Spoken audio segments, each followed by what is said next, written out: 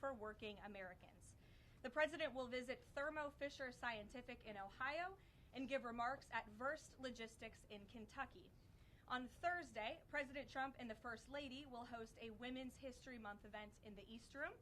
And on Friday, the president will sign several executive orders, and we will provide more details on those later this week.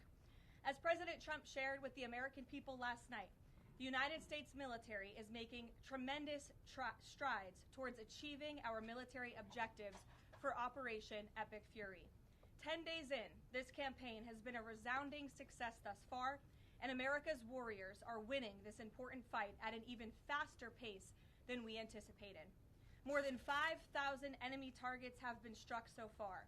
Iran's ballistic missile attacks are down more than 90%, and their drone attacks are down by approximately 85% since the start of Operation Epic Fury.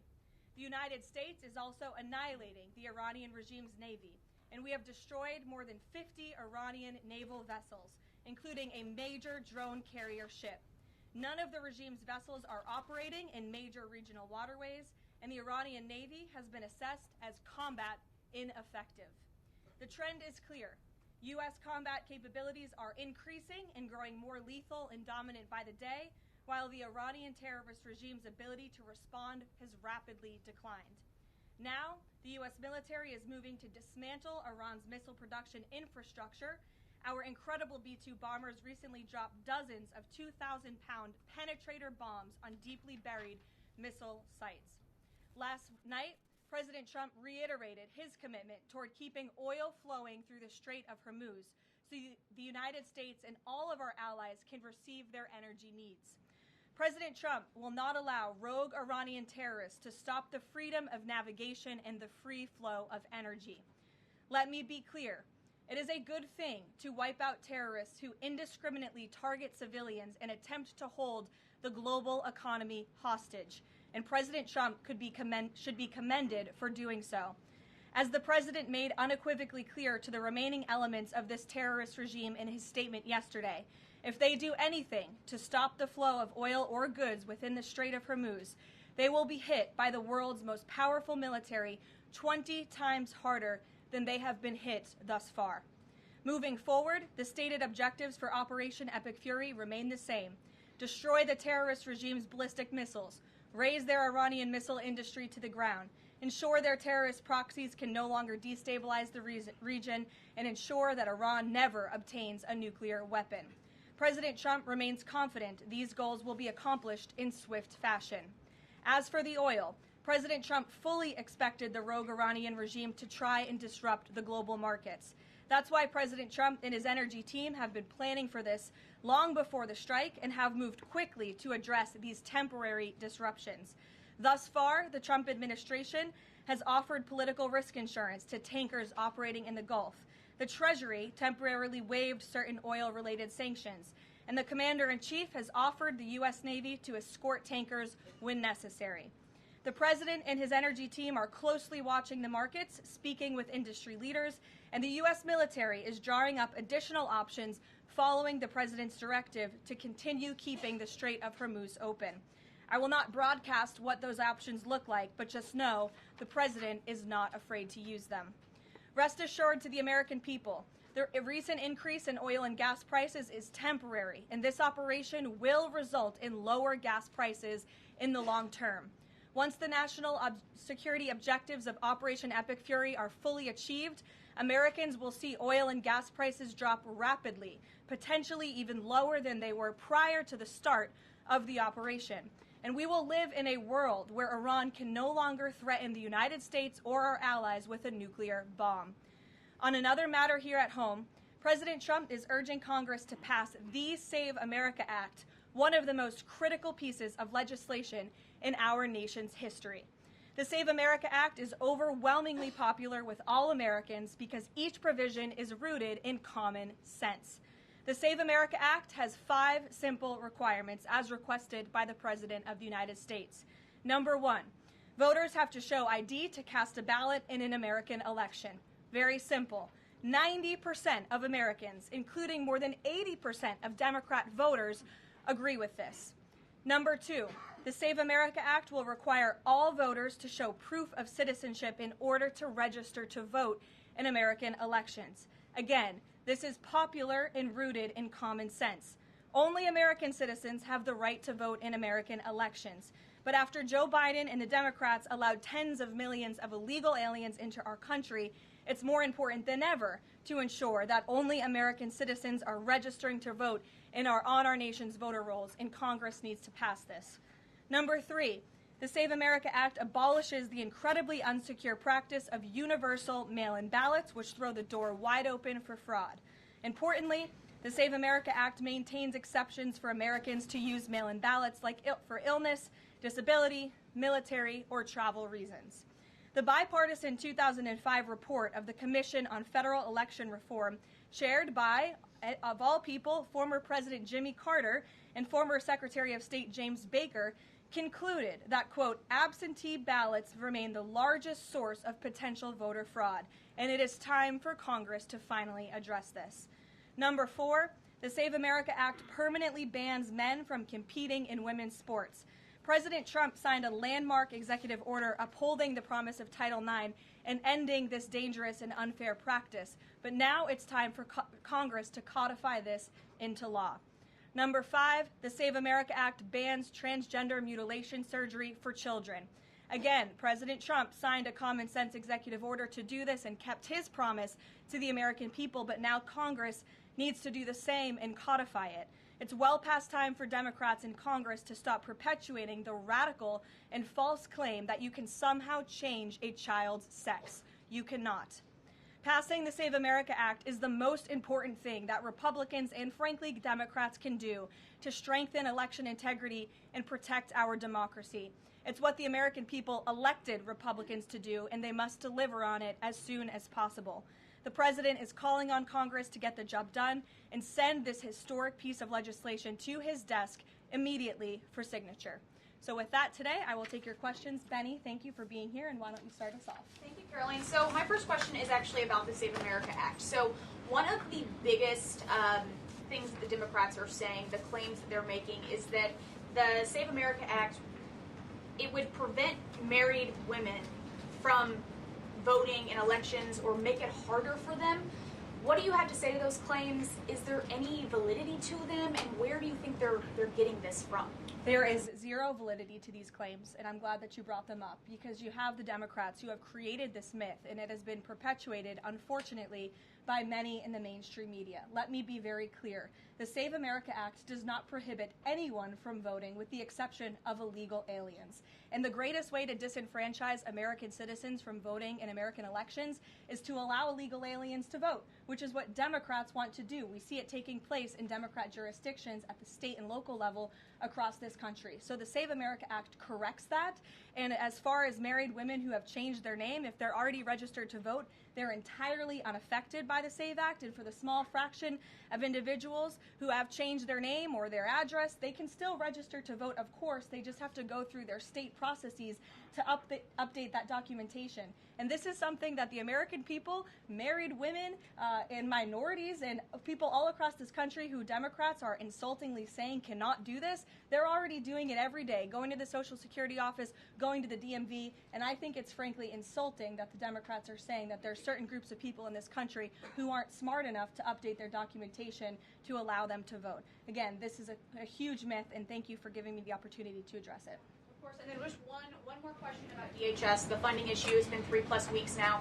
I was at the airport this morning in St. Louis, Missouri, and it was early in the morning, and one of the TSA agents, I saw her, she was kind of tearing up, she was crying, and I asked her, I was like, what's wrong? And she was like, I can't make my phone payment, I can barely make my car payment that's coming up. I think a lot in the Beltway, there's so much noise between Democrats, Republicans. It's the Democrats' fault, it's the Republicans' fault. But what is the White House's message to the American people that are struggling because they're not getting that paycheck? It's take away the politics. What do you have to say to those people? President Trump wants the Department of Homeland Security. He wants TSA, he wants FEMA, he wants the brave men and women of our United States Coast Guard to receive their paychecks, and he wants this department to be fully funded and fully reopened. And so to any American out there who is struggling without a paycheck, we know there's more than 100,000 of you across the country. To any American out there who is showing up to an airport and facing incredibly long wait times and lines, call your Democrat member of Congress and tell them to fund the Department of Homeland Security.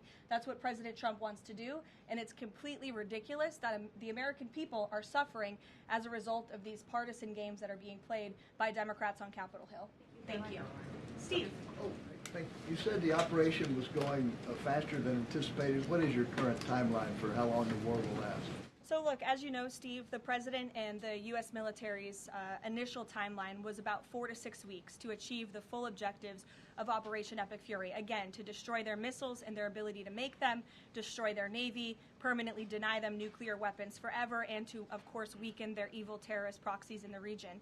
We know that the U.S. military and our brave warfighters are quickly and expeditiously executing these objectives well ahead of schedule, but ultimately the operations will end when the commander-in-chief determines the military objectives have been met, fully realized, and that Iran is in a position of complete and unconditional surrender, whether they say it or not. Does the president still want Iran's unconditional surrender? Well, when President Trump says that Iran is in a place of unconditional surrender, he's not claiming the Iranian regime is going to come out and say that themselves.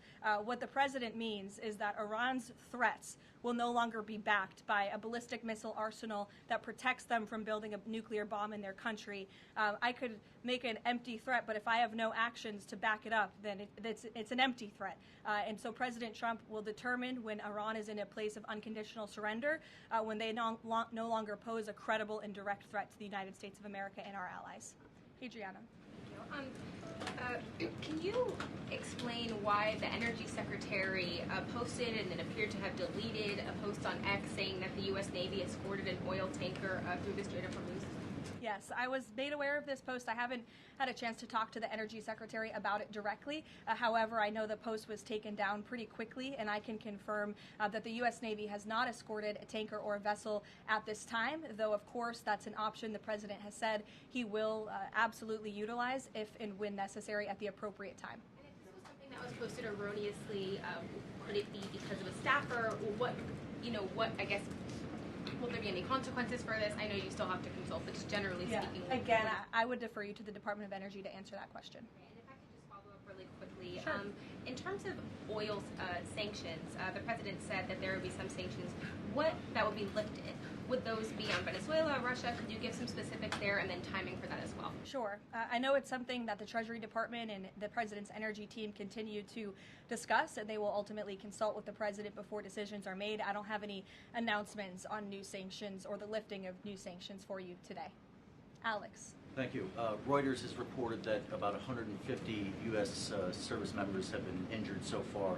Can you confirm that number and elaborate on that? I can't confirm the exact number. I know it's within that ballpark, but I would defer you to the Pentagon for a specific number of wounded or injured thus far. And then secondly, if I can, I wanted to ask about, there was a briefing on the Capitol Hill today, and some senators came out and said they were more convinced than ever that there would be U.S. boots on the ground. Senator Blumenthal said that, in fact. Your reaction to that and any update on President Trump's thinking about it? Look, I would say that Democrats on Capitol Hill are clearly being quite disingenuous. 3 years ago, not a single Democrat voted against the resolution condemning Iran as the world's leading state sponsor of terror. Yet now, with President Trump as commander-in-chief finally taking the action that so many Democrats have called on the commander-in-chief to do for many, many years to wipe out the threat of a rogue Iranian terrorist regime, now all of a sudden Democrats are playing politics with this long-standing bipartisan policy of the United States, and 53 of them in the House recently voted against the resolution condemning Iran as the world's state sponsor of terror. So I wouldn't take Democrats at their word. As for boots on the ground, the president has talked about this repeatedly. Wisely, he does not rule options out as commander-in-chief. So again, I would hesitate to confirm anything that a Democrat on Capitol Hill says right now about the president's thinking. Garrett. Karoline, you outlined to Steve the military components of what would be involved in ending this war, but it seems like there's a political component too. The president said to Fox earlier today that he doesn't believe the new Ayatollah can live in peace. He made a variety of comments suggesting that he should be involved in picking the new Iranian leader. Is the ending of this war also contingent on Iran selecting a leader that the president finds acceptable? And if so, how is that not the definition of a regime change war? Look, as President Trump has blatantly and frankly stated, it's obviously within the best interest of the United States and the West to no longer have a radical terrorist in charge of Iran, especially as we see their reaction to Operation Epic Fury. They had their missiles turned towards our Gulf and Arab partners in the region. Again, this was a regime that chanted, or still chants, death to America. We look at the way that they are holding the entire world hostage with the restricting of the free flow of energy through the Strait of Hormuz. So the president, I think, is making quite an obvious comment. Again, as for the timeline of the military operations with respect to Iran, we have objectives that we have laid out that the commander-in-chief wants to see achieved. When they are achieved, then it will ultimately be up to the president to end this operation. Okay, so I think you're not exactly addressing my question, though. Is that political objective also necessary for the president to decide to end this war? Look, again, I just told you the objectives of Operation Epic Fury. When those objectives are met, the president will dictate the end of these operations when he deems that Iran no longer poses a credible threat to the United States of America. And again, it goes back to what does that unconditional surrender look like? Iran can talk all they want, and their words will be very empty when we've completely annihilated their navy as we are doing, when we've taken out the threat of their ballistic missile capability, when we can firmly, finally ensure that they can no longer make a nuclear bomb to threaten the United States and our allies and our troops in the region. And that's what President Trump is ultimately seeking to do with respect to this operation. Jennifer. There was a shooting outside of a synagogue in Baltimore. Do you know if the president has been briefed on that, and do you have any more details on what happened? I don't, but we certainly will get you more details, Jennifer, and I don't know if the president has briefed, but I'll check on that when I get back to the Oval Office after this. Sure. Thanks, Karoline. The president said yesterday for the first time that he had to strike Iran because he believes that Iran was going to strike U.S. targets within 7 days. And then he bumped that down later to 3 days. Where is he getting that? Well, that's not the first time the president has said that he chose to launch Operation Epic Fury because he felt as though Iran was going to strike the United States and our assets in the region first. Again, I addressed this in the last briefing. This was a feeling the president had based on facts provided to him by his top negotiators who had been engaged with the Iranian regime in a good faith effort. The Iranian regime was lying, deceiving the United States of America, clearly trying to continue their nuclear program to create a bomb that would, of course, threaten the United States of America. Again, their ballistic missile arsenal, they were rapidly and aggressively increasing that by the month to a place where they would essentially build immunity for themselves, where a future president or President Trump would not be able to launch this incredibly successful operation. And so the president, again, as I have reiterated and he has said, was not going to sit back and allow the Iranian regime to threaten or to attack the United States of America any longer. But there are no U.S. leaders or Israeli leaders who are making those same claims. So is he making this up to justify his decision to go to war now? The president is not making anything up, Nancy. He is looking at this every single day based on intelligence, based on facts, and based on intelligence that he himself and his negotiators have consumed based on their, again, negotiations with the rogue Iranian regime over the past year. And the president and his team tried in a good faith way to reach a diplomatic deal through peaceful means with the Iranian regime. And Iran chose this path to death and destruction. Iran wanted to attack the United States of America, and the president was not going to sit back and allow that to happen. He was not going to sit back and allow that to happen, and everyone in this room should be grateful for it. John. Thanks a lot, Karoline. Two questions for you. One has to do with a follow-up to your statement that you made at the beginning of the briefing regarding the Safe America Act. Sure. Yesterday, the Senate Majority Leader John Thune spoke on the effort to potentially have a filibuster broken, the rules for the filibuster broken. He said the votes aren't there, one, to nuke the filibuster, and the votes aren't there for a talking filibuster. He says that's the reality. What's your reaction to what Senator Thune said? Look, I think President Trump, the urgency behind his need to pass the Save America Act and his desire to get this country-saving legislation passed has been made quite clear. He wants all options on the table, and he wants the Senate to move as quickly as possible through whatever means necessary. And then secondly, just regarding the president's trip tomorrow, looking ahead, why Ohio and why Northern Kentucky? Well, why not? These are two great states with great Americans. Just wanted to know why they were chosen. Great states with great Americans. The president will be joined by lawmakers from both states who he greatly admires and respects and supports. And he'll be meeting with business owners in both of these places and talking about the economy, which is, of course, the utmost importance to him. Caroline. Thank you. Last week, the Energy Secretary issued a waiver for India to get oil, Russian oils, during this energy crisis. Yes. Have you spoken to the President about it? What's the idea behind this? Have I spoken to the president about it? Yeah. Yes, I have spoken to the president about it. And the president and the Secretary of Treasury and the whole national security team came to this decision because our allies in India, as you know, Leavitt, have been good actors and have previously stopped buying sanctioned Russian oil. So as we work to appease this temporary gap of oil supply around the world because of the Iranians, we have temporarily permitted them to accept that Russian oil. And this Russian oil was already at sea. It was already out on the water. So this short-term measure, we don't believe it will provide significant financial benefit to the Russian government at this time. I have one more question about Pakistan. You know, Pakistan is a neighbor of Iran, and Pakistan is also an ally of U.S. President has been praising a lot about the field marshal. Is Pakistan providing any kind of support in this war against Iran? That I will have to check on with the Pentagon and get back to you. Sure.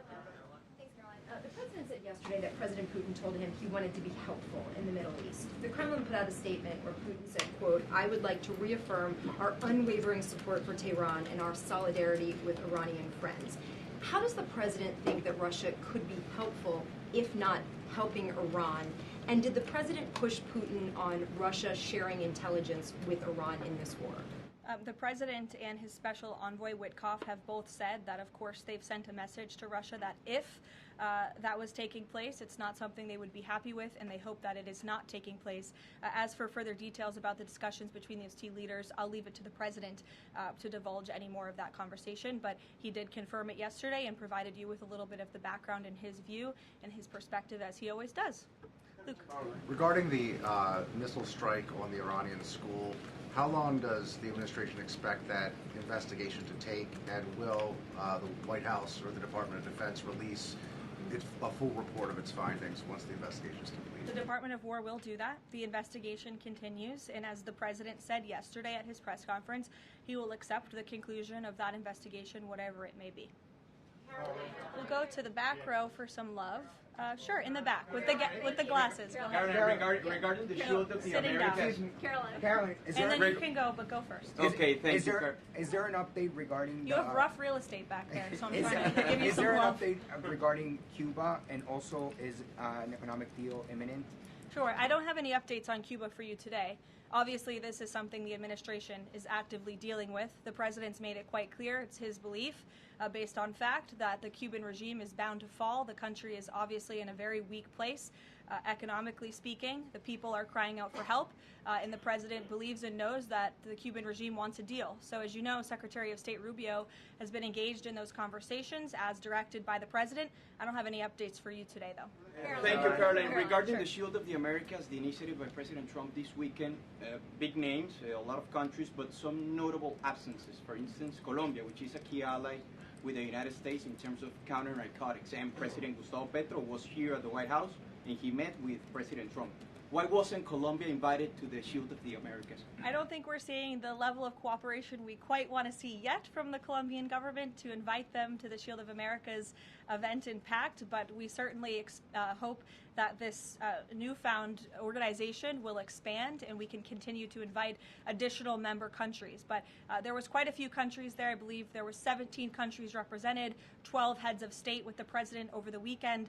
They signed a defense agreement with all of our militaries to emphasize the need to combat drug cartels through Latin America in the Western Hemisphere, and ultimately, of course, to curb the illegal trafficking of drugs to the United States, which is the president's utmost priority in all of this. So it was a great event on Saturday, and we look forward to the coalition expanding. Kelly in the back. Caroline, thank you. Good to see you. I want to get back to another question that was asked earlier. It talked about the political aspects, but there's also the ideological and the spiritual aspects of what Iran has said for 47 years. Death to America, death to Israel. And we've just finished talking about the fact that terror has been around the world. Iran has been the nexus of that in so many ways. Has the president stated clearly to the American people why this is such an imminent threat in order for Democrats on Capitol Hill and Republicans and the American people to understand how imminent the threat was? I think he has, Kelly. I mean, you've heard from the president on an almost daily basis over the course of the past 10 days. You've heard it from me at this podium. You've heard it from the Secretary of War, the Secretary of State, the Vice President of the United States. You know, the president's top cabinet and his officials have been repeatedly explaining to the American public the threat that Iran has posed to our country in this moment, but of course over the course of the past 47 years. And their words, again, chanting death to America, speak for themselves. Go ahead. You can follow up. Why the division within the American people? I realize that we have the people are talking about the War Powers Act. They're talking about all kinds of issues. But have people forgotten just how imminent that threat was? If they keep saying death to America and death to Israel, they mean it. Look, I don't think the American people have forgotten, but I think Democrats on Capitol Hill, they have not forgotten, but they are just so plagued with this resistance to President Trump on everything that they do that, again, they can't even rally behind the common sense, bipartisan, long-standing principle of the United States of America that Iran absolutely poses a threat to the United States, that Iran is the world's leading state sponsor of terrorism.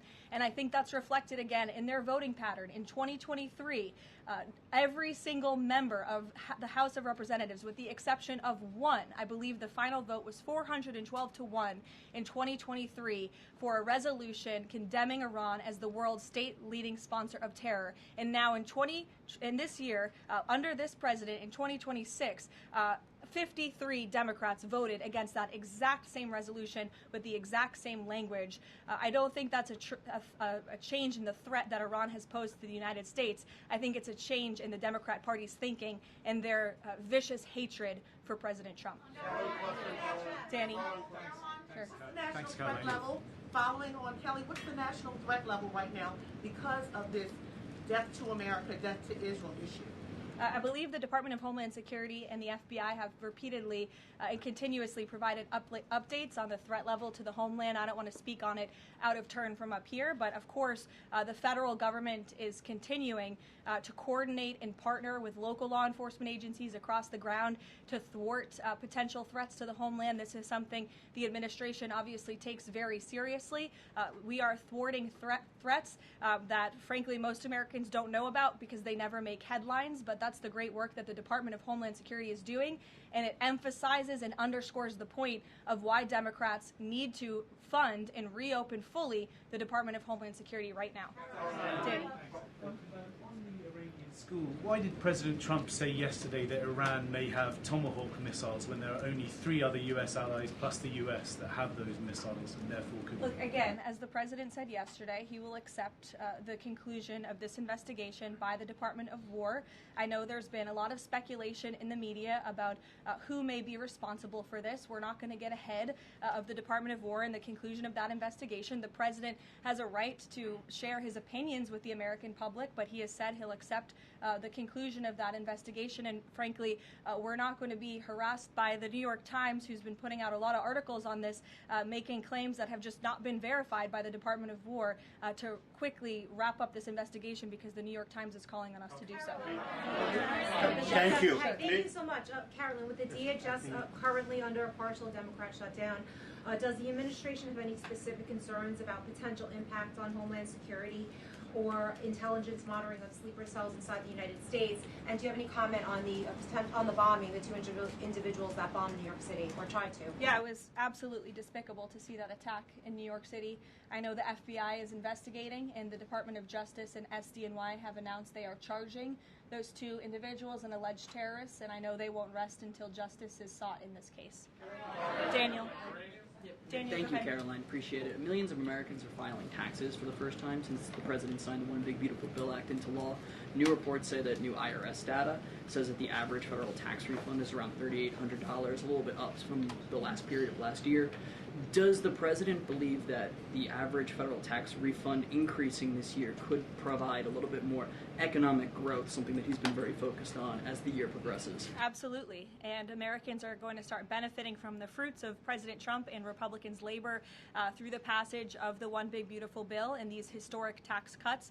We are midway through tax season, so just to provide an update from the Treasury Department that just went out moments ago, nearly 63.5 million tax returns have been processed thus far, 45% of the anticipated total number of tax returns by April 15th, so don't forget to file your taxes, people. And the average refund this year is more than $3,700. And we know that more than 27.5 million individuals who have filed their tax returns thus far have claimed at least one of President Trump's new tax cuts. Over 3.5 million returns have claimed no tax on tips. Over 15.5 million returns have claimed no tax on overtime.